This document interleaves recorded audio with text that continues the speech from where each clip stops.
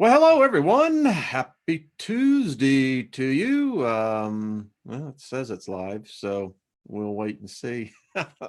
How are you on this fine Tuesday here in my part of the country? Supposed to get up to 80 degrees and snow tomorrow, possibly blizzard. Well, go figure. Well, I hope wherever you are, you're doing well and that life is treating you good. I appreciate you stopping by. And hey, I think we're going to have some fun. And let's just take it from there. Life is good. And there we go. You see? Hello, everyone. Boy, let me just get caught up in everyone in here. Hello, Lois. How are you? Caroline, how are you? Ought to see the work Miss Caroline has been doing. Knowledge Seeker, the occultist. Thank you. How are you doing? David, very good to see you. Catherine, so good to see you. Peter, and consciously aware. Sherry, how are you? Peace. So hey, want to show you how things in our food is changing. So where I live, and those of my companions that live in these latitudes and further north, you know, it's unless you have a grocery store, it's hard to get fresh vegetables. And we like growing our own, but yeah, where we live, you can't do that through the winter. So we get produce from the store like most of people in America do. So check this out, folks. This was a tomato, hothouse grown tomato. Looks beautiful on the outside, doesn't it? Boy, nice and red. But check what the inside looks like. Are you kidding me? Look at that. Um, I don't know. I mean, you could take the ink blot test on this one. Now, tell me exactly what you see and what you feel when you look at this. Uh, Mostly, yikes. um, wow, that's all I can do. So just thought I'd open the show up with that. Thank you, all you moderators. So good to see all of you. Appreciate it, Lori, Lois, and I know probably there's others in here. I just haven't seen you. So, Carol, good to see you. Robin, Rocker Chick, hello. So, yeah, check that out. I mean, I cut that open and I went, what? I mean, does that even? I mean, uh, yeah, it makes you think. Well, what the hell's growing in our food there? Yeah, it did, Loretta. I think yeah, it looked like a phoenix, didn't it? It really does. Someone said, "See it again." It does look like a phoenix. Imagine that. Yeah. Well, needless to say, I'm hesitant of even eating that because that's too weird. So, so good to see everyone. Yeah, that looks normal. Lisa, does that look normal? I don't know. Nah. See, I've grown tomatoes and that ain't normal. So, lots going on. I've had number of people email and said we'd like to see the end of the programmable matter presentation. Don't have a problem with that. Got a letter from source, and I thought that right after I invoke favor upon your life, upon my life as well, you know, give and it shall be given back, pressed down, shaken together, and running over. So I just speak favor, abundant favor. We can never have enough favor in our lives, no matter where we go. If boarding an airplane, it's always nice to have, you know, the stewardess come up to you and, do something a little extra, and finding that parking space always close to the door of the shopping center. There's just a number of things. Prosperity. I always see prosperity now in the way of a harvest. If you can imagine your field, and this I think so often escapes most people, is that your life energy goes into something. And if you don't know what that is, then you're basically giving your energy away to something, because nature will not just let energy go without form or function. And so often we labor at length to have harvest in our lives. And so often we find that the harvest is not one of wheat, but one of tares. And it becomes discouraging. And I think it's because we don't see individually that you have a field, you've been sowing something, and the question is, has a thief come in and stolen your harvest? And that's how I see prosperity, as being able to make sure there is no thief out there, that your barns and storehouses overflow, meaning you have more than enough, and full restoration. If it's been stolen, then you are due for it to be returned. Don't wait to get on the other side and make the demand. I'm not sure if that can actually work. I don't know. I mean, the debate would always be, well, if what we do here counts for what's going to happen over there, then do the seeds that we sow into other people's lives, whether it be through an act of kindness, edifying someone with a kind word, a gentle gesture, these are all seeds. Do those count over there in the next life? I don't know. Certainly leads one to think about it, doesn't it? Does me. So I have my window open in my office, and the wind is starting to howl out there. So the wind, she cries, Mary, doo-doo, doo.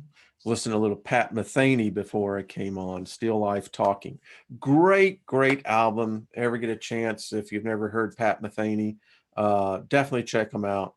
One of the top 10 best concerts, I would say, I've experienced, maybe in the top 5. This exceptional. Yeah,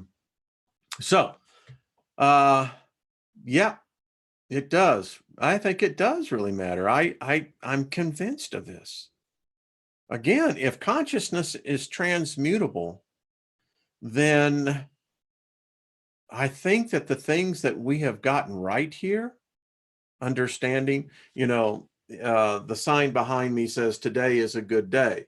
And I think so often people forget when they first wake up how they're going to pronounce their day.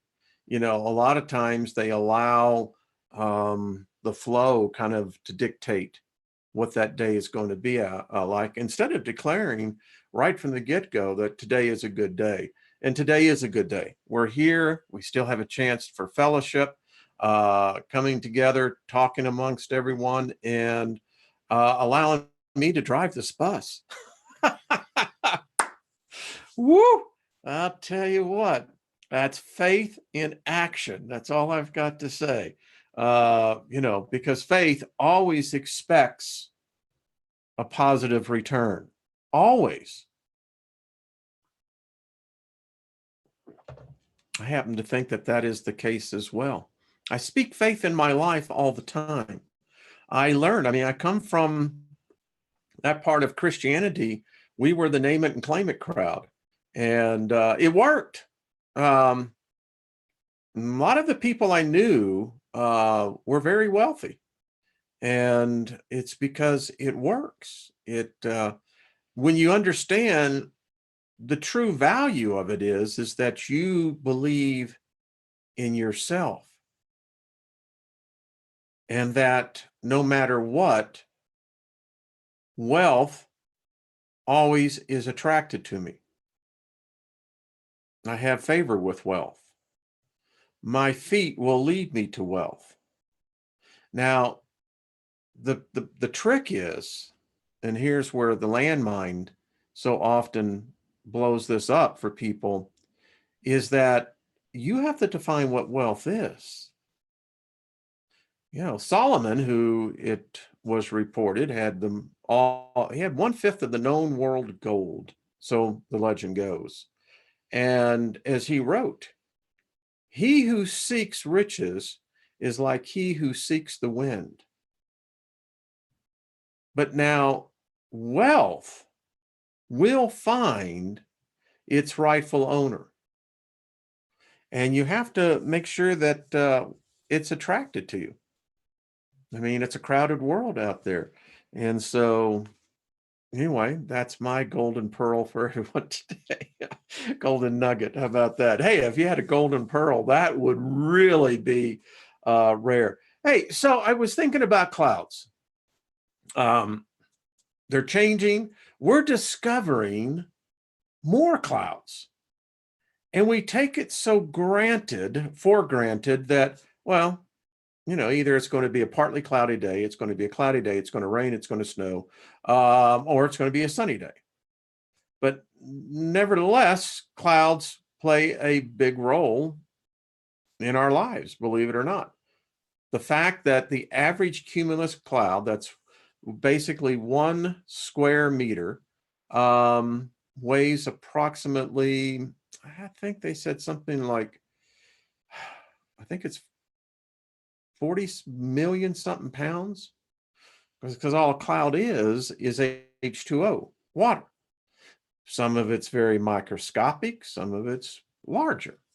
But I see sometimes things in clouds. I really do. I'm an avid outside photographer, have been for decades. And, they say that there are actual living beings of, I don't know, of a different dimension, maybe a different form of life that exist among the clouds. And I do find it odd why I invoke favor on all of you and myself.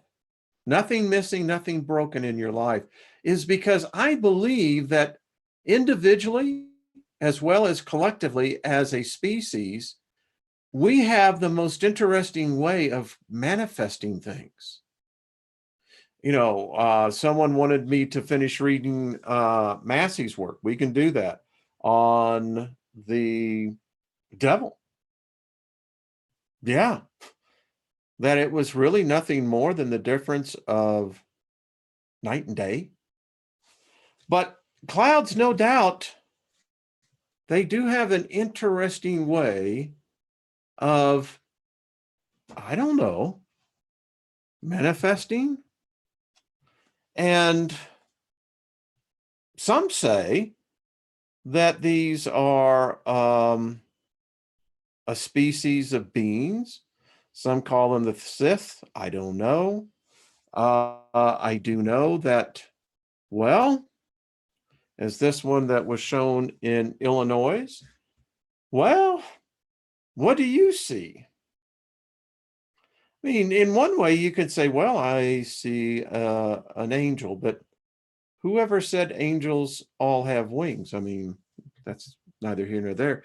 Then you've got the weird stuff that, I don't know, how do 90-degree angles appear in a jet stream? Just saying.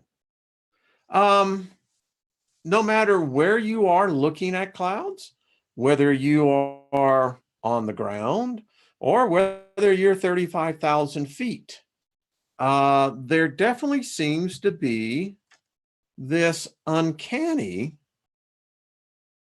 um, ability for clouds to make faces. And then you've got evidences of, I don't know, what do you want to call those?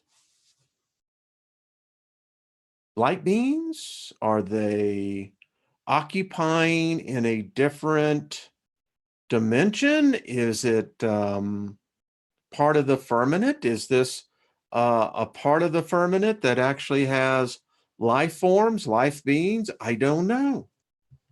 And then, clouds have strange ways of, well, how shall we say, being spherical, so to speak.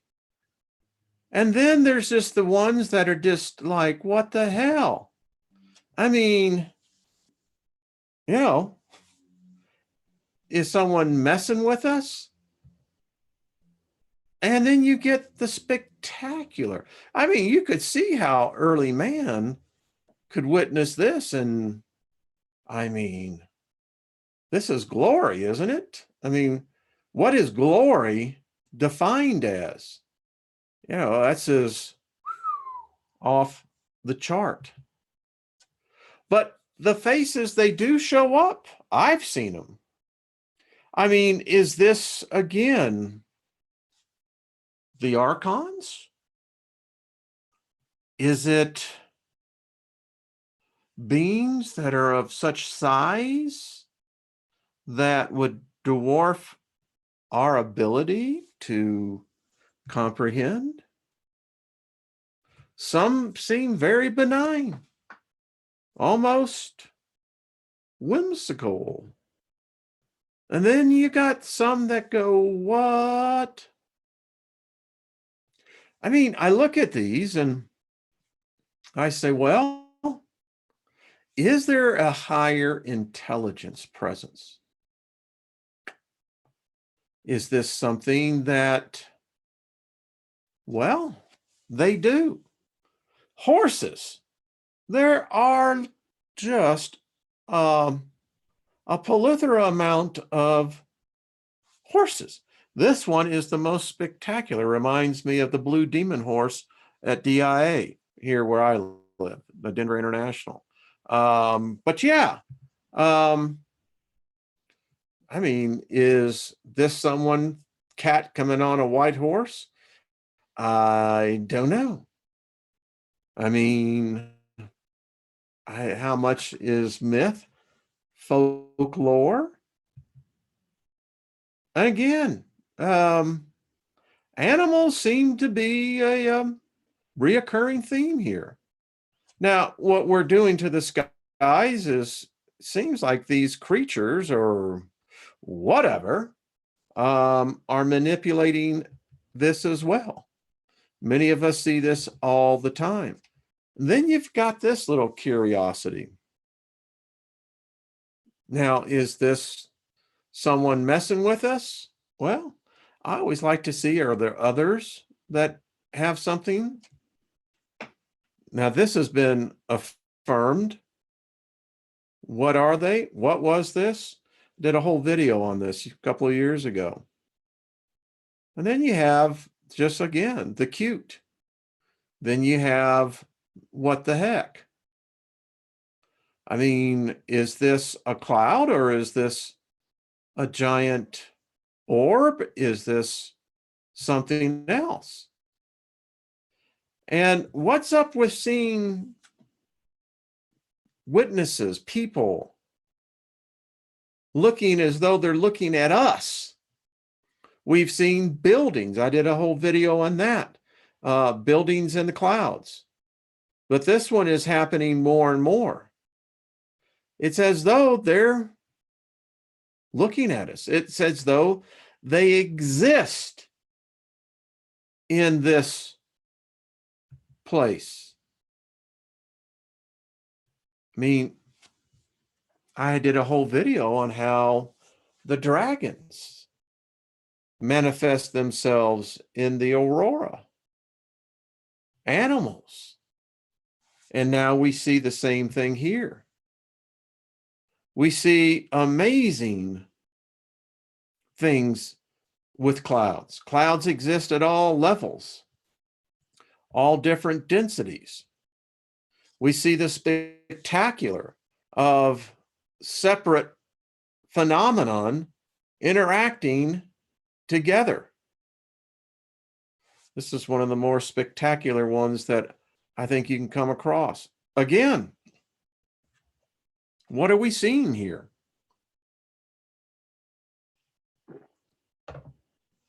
Hollywood has done a great job in making movies based on this hypothesis that within the clouds, and there's clouds all around this planet all the time, that there is a separate race of beings, a complex, diverse life form, structure, environment, all based of beings that live in and amongst the clouds. We see phenomenon, UFOs, many times covered within these clouds. And then there's just times where you just got to say, well, you know, what is it that we are truly seeing? Nature has a sense of humor, it would seem. Many people report that these creatures will manifest many times upon request. And then there's other times when it just seems, again, they're out for, well, maybe messing with us. Amazing when you look at this, what I see as a dragon, how we saw a similar one with the aurora. Are we in fact seeing intelligent life, or is this just nothing more than nature having its way? I don't know. I've looked at many of these, and comes a point in time when you're going, well, okay, that's subjective, to the person seeing it. And then there's other times where it's as clear as though something or someone is watching us. Oh, yeah, well, in this case, there is odd looking craft there. But again, is this a dragon? Is this a life form that's using light on a science that we don't yet comprehend? It's very clear in some of these that it's almost amazing to think that it's somehow random. Again, this is at 35,000 feet looking out the window.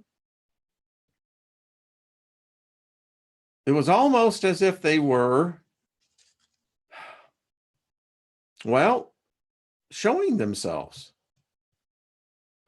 And so often the technology, as we learned yesterday, and we'll conclude today on that one, look how the clouds are different.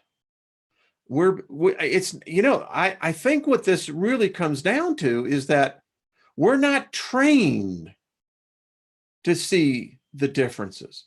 Our optical nerves and the way that we process information on our brains is that our brains will literally cover up actual visual evidence and replace it by what you many times perceive to be real. I mean, some of this could be just merely random. And then other times you see how there is almost a clearing within the clouds. They take on depth. They seem to, in one way, absorb light, or how shall we say, refract light in a manner that, well, again,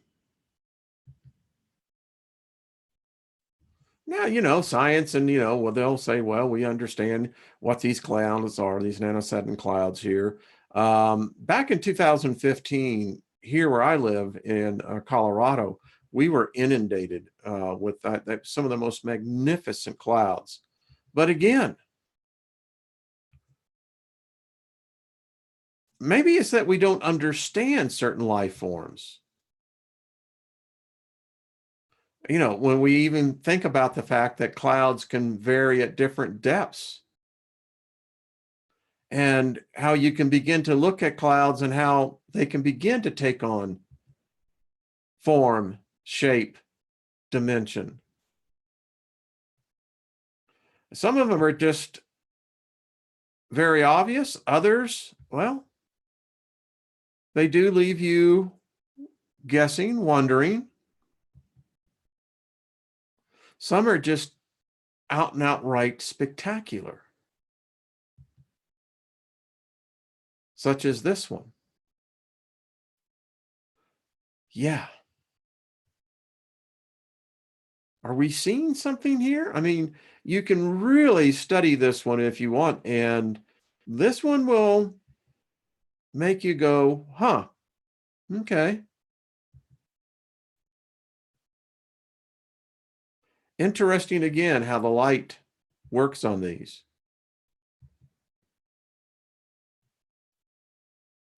Again, meteorologists will explain these away, but yet some are just so obvious. And when you get a repeat of these,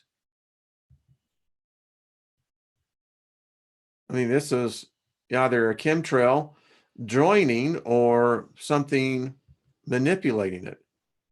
Hard to say. People are going to see whatever they're going to want to see, but sometimes, there's just some strange stuff. And that's all you got to say. More.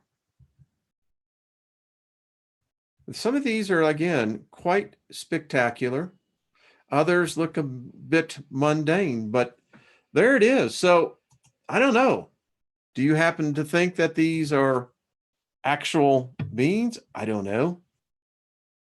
I do know this. Give me 1 second as he pulls out of here. Pretty strange stuff, though, isn't it? It is. I mean, how much of it is actually real? How much of it is something else? I don't know. I remember, I guess it was 2000, about 3 years ago, captured on my video recorder outside, what was clearly looked to all of us like a spherical planet or a moon or something that was very interesting in the way that it is. And the stills, I'll have to go back. It's in the archives on mine. Check it out. They're there.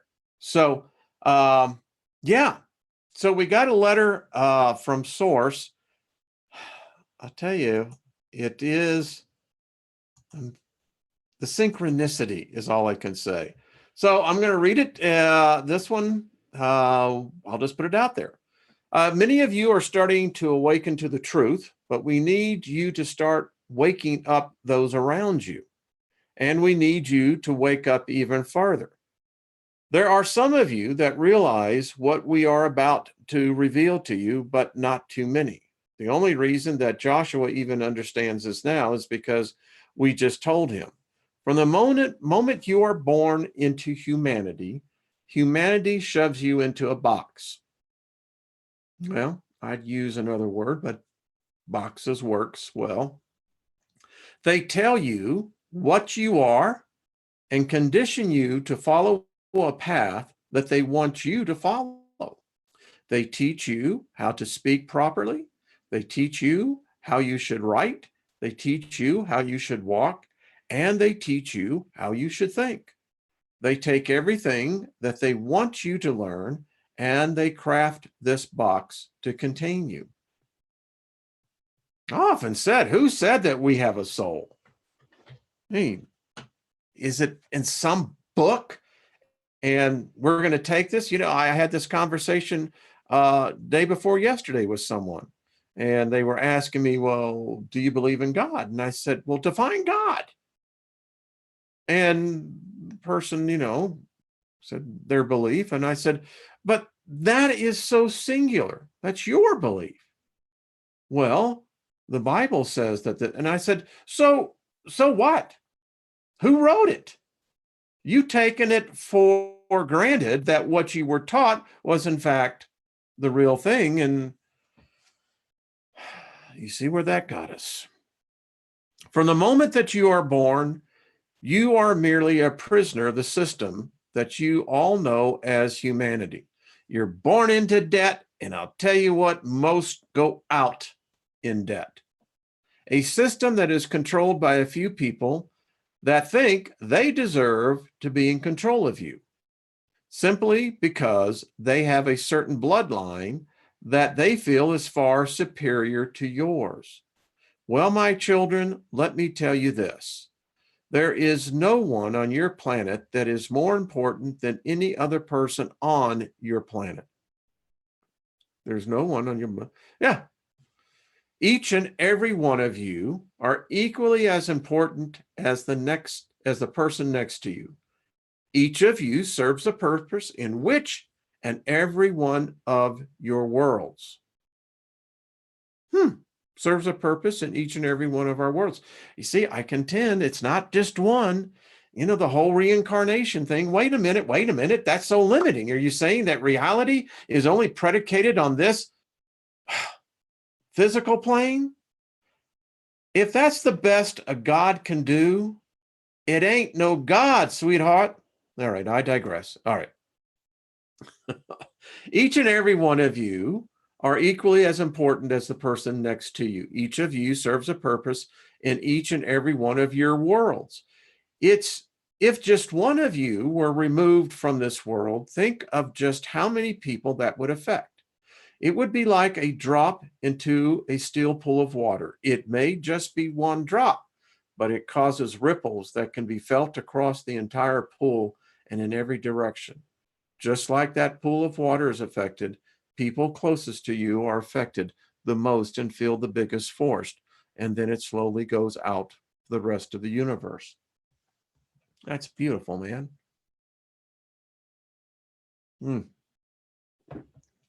Each and every one of you are more important than you could ever realize. Each and every one of you needs to realize this and needs to realize that just because someone has more money than you, or because someone has a higher education than you, does not make them any better than you. Remember, they are you. They all were here put by you for you. They were put here to teach you all that you could possibly learn in one lifetime on this planet. The life that you see yourself as currently living is but a flash in the existence of all. Wow, yeah. You all are one. You all are living each of your individual lives, all at the same multidimensional time, just in different points in space. We know that many of you are having trouble understanding exactly what we are trying to convey here, but it is difficult to depict something in words that have limits, have rules, and have stipulations as to how they have to be used and for what they must be used. This is where things get frustrating for Joshua. You see, we have shown Joshua so many things that are multidimensional, and he wants to be able to share with everyone, but just doesn't know how. He keeps trying to put it down on paper, though writing and through drawings, but we keep telling him that that is not possible to do so. However, since we told him that as long as you can think it, nothing is impossible, He thinks that he should be able to do it, and one day he will, just not today. Again, all things are possible for those who believe. One of the things that I always found that was very interesting was that when it talked about this individual, called Jesus, that says in his own town, Bethesda, that he could not Bethesda, Bethlehem, excuse me. Yeah, that fits very well. Excuse that. That he says he could do no mighty work because they didn't believe. Think about that one. You get a whole group of people who simply are not buying it. You take all the power away. This is why today we are going to ask all of you for some help as we try to convey this to you. We need you all to close your two human eyes and focus on your third eye. Focus on what the words that Wayne is about to read to you. Wayne, you seem to have a pretty good grasp on this already, but you can have your wife read what follows to you later and try and get the full picture. I'll do that. Now, with your eyes closed and focusing on your third eye, simply listen and concentrate only on the words that you are hearing. If you are at work or driving, please listen to this later and then try it. Though we look forward to being reunited with you soon, now is not the time. Listen to Wayne's voice. Picture yourself standing on the earth. It does not have to be to scale. You can be as big or as small as you want to be. Now picture a ball of energy around you where you are the center, and it extends to encompass the entire earth. Now start to imagine more of yourself standing right next to yourself. You can make them look all the same, or you can make them all look different. Now make the color of the original you different. This way you can distinguish it from the rest. Now fill the entire earth with more of you in all the original color. Now that your entire earth is covered, focus on the head of your original person. In particularly, focus on where your third eye would be. This will represent the central sun of all. From that one point where the third eye resonates, from start to rotate clockwise, leaving a trail behind you that you can see where it has been. I can see that. Now, here is the tough part. Now try and imagine this rotation happening at every possible angle in existence. This should start to resemble a spear with a countless number of points. As the spear begins to form, start to imagine one point on that spear turning another color. Are you seeing that color blue? No, that's me. A bright, noticeable color compared to the original, but different from the central you. This point should still be revolving around the central you at a steady pace. This is an atom, folks. Now start to rotate the central you, rotating all of the circular planes that you created by rotating the original image of you on the earth. So now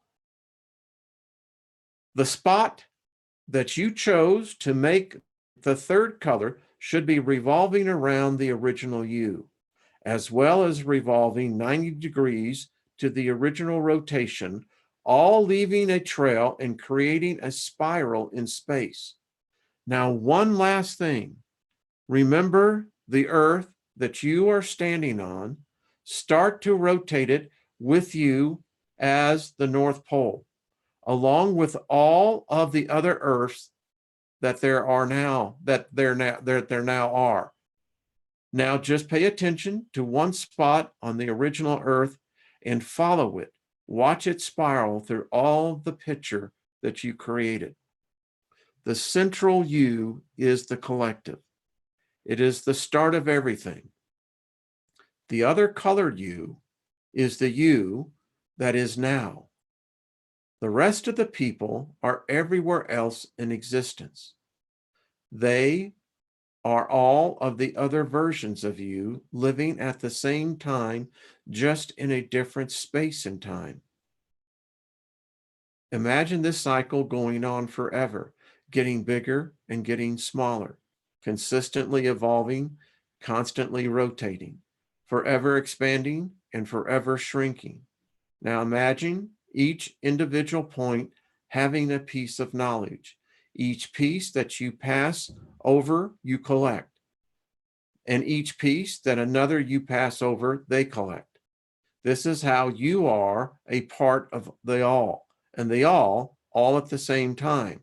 No two people or versions of you will ever cross the same place at the same time in existence. I can see that. There are no two people will ever have the same exact knowledge of anything in existence. And if you remove yourself or anyone from this, then there is a gap and you will not obtain all of the knowledge that you seek. Only once you have realized everything that you possibly can will your time come and your ascension begins. We hope that this has helped some of you to understand a bit more of what we have been trying to teach you. Please, all of you, reach out to us. Talk to us. Let us help you directly. We can only convey so much through Joshua and Wayne. The rest is up to you to come to us and ask us to reveal. We love you all and are proud of all that you are achieving. Keep growing and learning. Keep teaching and spreading this knowledge. Please don't charge people for what you are learning. Just teach it freely.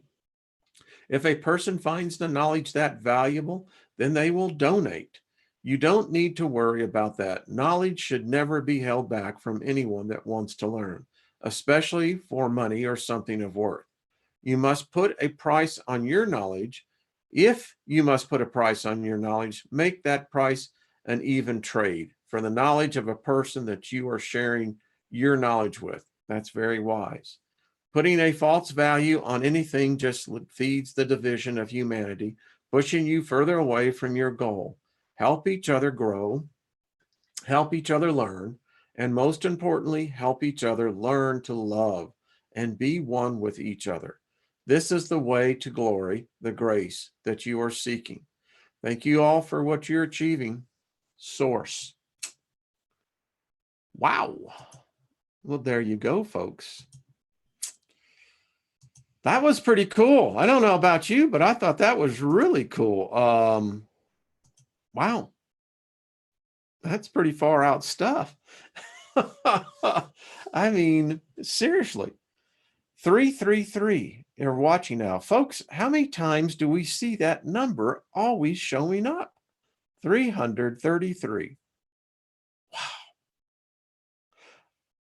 You know, when I was reading that, it's like seeing a cube, a six-sided cube, made up as we all remember the Rubik's Cube, but then beginning to see the cube rotate, but within each one of the individual cubes, it's rotating. And as it spins off this, it spins off what I was seeing is literally an atom, electron, positron, neutron. Anyway, that's pretty cool stuff. I don't care what anyone says. Where that is coming, that is someone who I could really dig this, sitting by a lake. You know what I'm saying? Nice hot summer day. And, you got that breeze, you're sitting in the shade and you're just talking to your best friend, you know, not a care about anything. And that best friend just so happens to have knowledge that you will find vital, because the knowledge you have, they find vital, and the hours dissipate. And there we go, as he uses his hands. Is that just far out? I just love it, folks. All right. So how do I want to go about this? A lot of you wanted to see the last part of the programmable matter. So I just thought I'd pull this up real quick. We kind of left off on the synthetic DNA. So this is where we're at now. Showed you how they're actually using one of the inductions is actually through oral consumption. They can do it through drops. Who knows what else they can actually do. And now that they've actually created this thing, cause and effect, it's always there. It says, additionally, the flexibility of synthetic biology means that microorganisms could be created which are radically different from existing ones. And these microorganisms might have unpredictable and emergent properties, making the risk of accidental release very difficult to assess in advance. Well, that just gives me the warm and fuzzies. Take a deep breath, my friends. Once nanoparticles are in the bloodstream, they will be able to cross the blood-brain barrier. Because of replicating behavior, the nanobots are the big threat for gray goo. The gray goo is in our head. It's the old voodoo of all the hoodoo. Listen, I told you how, if you want to take the Genesis story, think about them jacking with your brains. I did a great video on it. Check it out. It's basically redesigning humanity. The thing about where we're at now is that they're learning to begin to graph synthetic DNA to our biological DNA. And I don't know what the hell that'll produce. I don't think I want to be around to see what that produces. Well, I talked about here, because of the new science, we're understanding new atoms, new particles, new elements. We talked about the super intelligence, what they call artificial superintelligence, ASI. We talked about the fact that humans get over things, machines don't. They don't think it. Now, I showed the video yesterday of what looks to be the automated android. Apparently, that is a game, and no matter what, it was still poignant. The last thing that whatever the algorithm was, I can't get a soul. I happen to have a different theory on that. My theory is that AI will get a soul. I mean, we're so egotistical, narcissistic in our thinking that we're the only ones on the block that have souls. No, I don't think we even comprehend that. So again, a malicious ASI, yeah, I do believe this will happen. Machines are not intrinsically evil. Again, evil could be merely perceived by how you perceive evil to be. A machine may see it as completely different and be able to tell you the complete logic of it. This was the experiment that they used. I skipped over it. Someone said, please tell us a little bit more. So here is the experiment. Can a machine behave like a human? So the philosopher John Searle said that the idea of a non-biological machine being intelligent is incoherent. So the Chinese room is a thought experiment presented by Cyril to challenge the claim that it is possible for a computer running a program to have a mind and consciousness in the same sense that people do, simply by virtue of running the right program. The experiment is intended to help refute the philosophical position that Cyril named strong AI. The appropriately programmed computer with the right inputs and outputs would thereby have a mind in exactly the same sense human beings have a mind. That's a little hard for some to accept, but we're there. So we got into how the black goo and the gray goo came about. It said the gray goo is notoriously and usually misunderstood fear that is the outgrowth of MNT. The idea, which is far too simplistic, is that a small molecule manufacturing system could duplicate itself in forage in the wild, turning biomatter into copies of itself on a planetary-wide scale. In fact, gray goo would be quite difficult to design since it needs onboard control, chemical pre-processing, environmental protection, etc., in addition to the molecule manufacturing system. MNT manufacturing systems could not possibly mutate into gray goo any more than your drill press and lathe can. That would even be hard to adapt deliberately. Products of the MNT would omit one of the other of the required functional units, so would be similar and capable of becoming gray goo. Any goo-like product is inefficient and no one would want to use it. It's not even a very good weapon. Still, there are a couple of reasons why someone might deliberately try to build and release it. So we need some policy to deal with that thought. Similar policy is required by other non. Now, so you can read the argument on this. This is one scientist, but there are now a myriad of others, particularly working for the military industrial complex, where they have done this. Someone wrote on Stargate, SG-1, these are the replicators. Same process, even down to the nano. I happen to think that they are doing it. We know that there's evidence of this. This is a white paper called the Leader Election and Shape Formation with Self-Organizing Programmable Matter. You can go online and download it yourself. My question is this substance of the ether? And is this what mankind is made out of?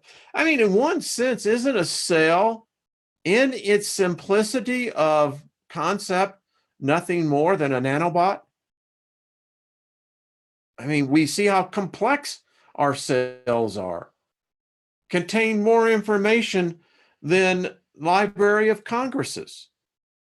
I mean, they said they found this stuff. Now, I think that really the whole point of what they're looking for is, again, this creation of this new DNA. This is where Claytronics comes in. And this is what it looks down on the microscopic level. Imagine having that crawling inside of you. But this is the concept. You know, the way that our neurons are designed look like a circuit board. So the question becomes, what are they doing with this stuff? I don't know. I mean, I see in one aspect the medical opportunities. This could literally make us immortal.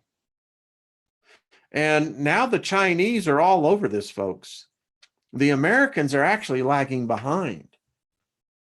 And when you look at in biology, self-replication is the norm now in nanotechnology and potentially in very smart computer systems. We are beginning to contemplate self-replication in non-organic systems. And indeed, runaway self-replication is seen as a threat by some. Remember the movie Transcendent? I talked about this.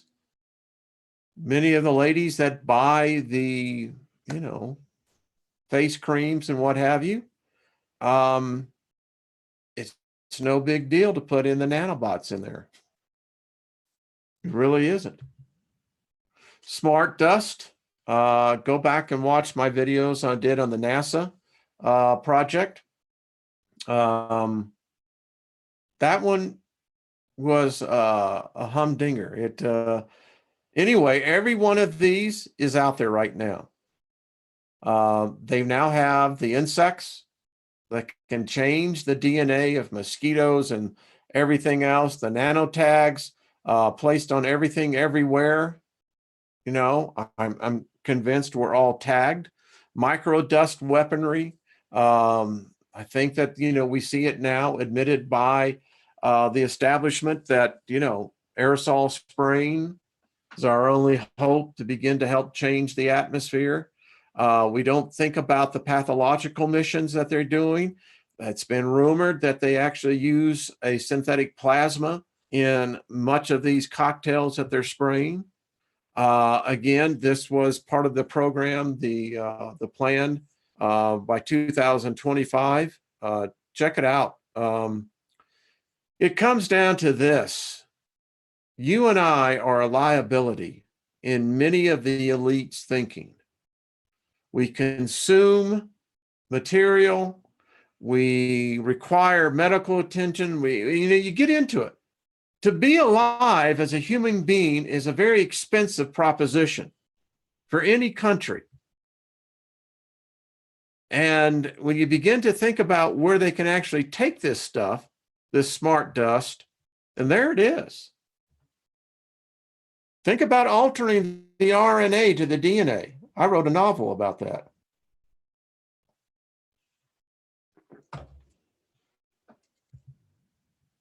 And here's everything. Look what's coming. Anti-aging. Just imagine Mick Jagger went under and had heart valve replacement.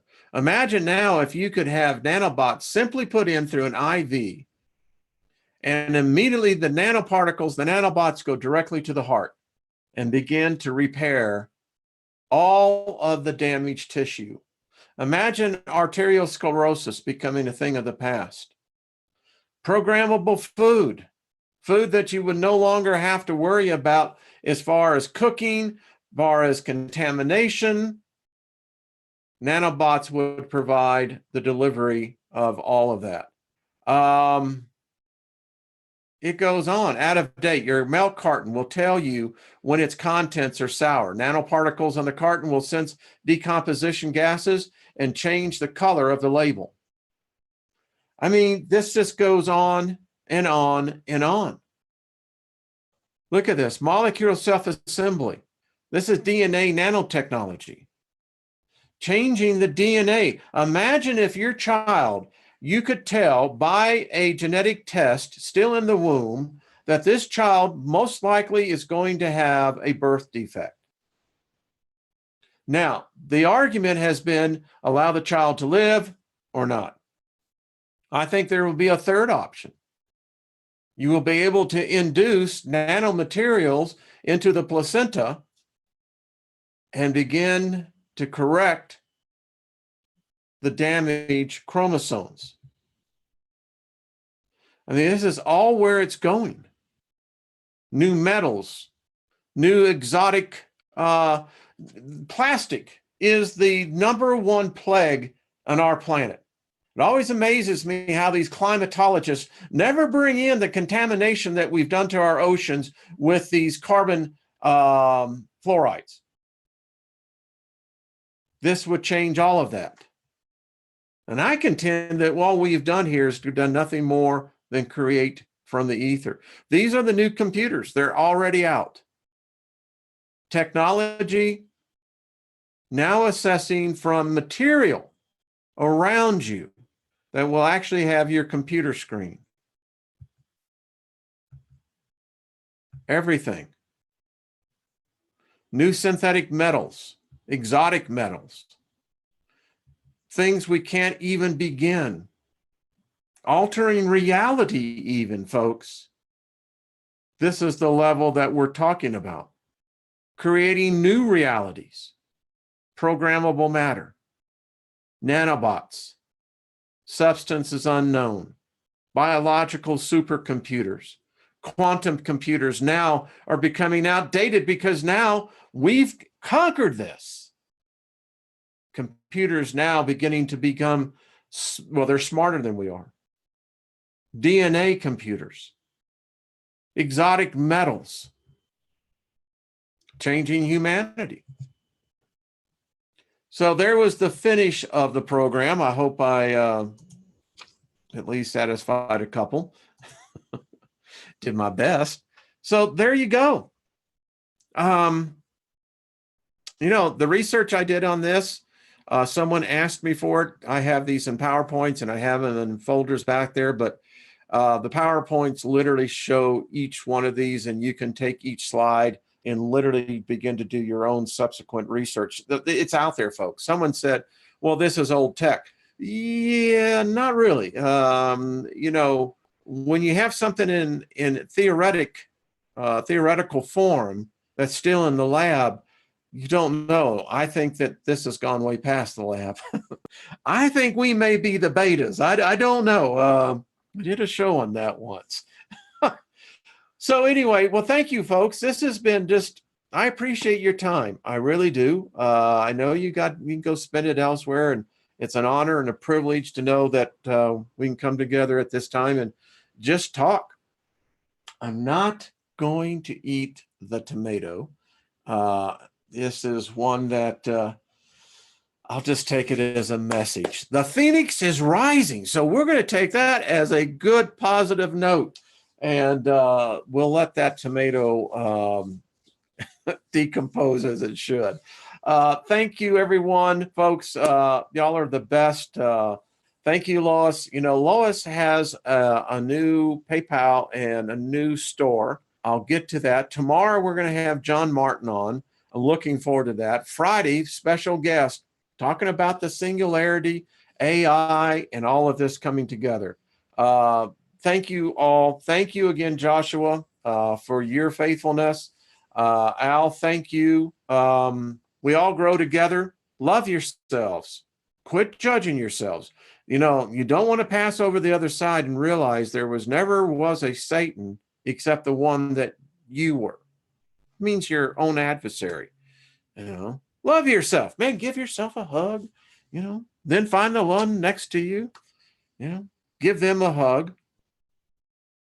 Well, if they want one. I'm sorry, I just saw someone getting slapped. Like, what do you think you'd be doing? All right, folks, be good to yourself. I'll see you tomorrow with John Martin, and enjoy the rest of the day. It should be rocking and rolling tomorrow. We'll see how much snow we get. Batten down the hatches, folks. All right, be good to yourselves. Thank you again. Namaste to all of you. You're beautiful. There's only you. And then there's me. And that means there's 3. Bye-bye.